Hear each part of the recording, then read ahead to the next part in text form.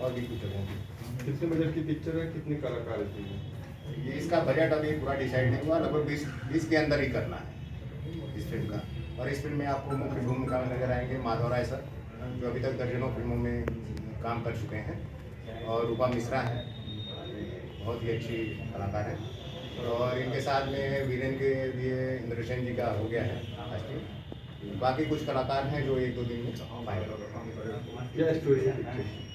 Story एक बाप बेटे के रिश्ते पर है सर, कि जैसे बाप होता है वो अपने बेटे को बहुत मारता है और बेटी को हर बात पे डांटते रहता है, ये नहीं करना, ये नहीं, ये करना, ये नहीं करना, ये करना है। फिर एक ऐसा समय आता है कि बेटा जो है बाप को पूरी तरह से बर्बाद करके रोड पे लाके खड़ा कर देता है।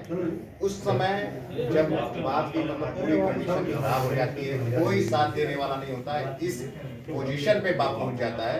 उस समय बेटी पैसे से और मतलब कुछ ऐसी फिल्म की कहानी जिसको भी बोल नहीं सकते हैं, पूरी मदद करती है। रिलीज होगी है।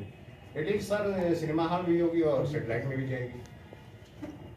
अभी हमारे प्रोड्यूसर की 3 फिल्में सेटेलाइट के लिए। आपका नाम? सत्येंद्र त्रिपाठी।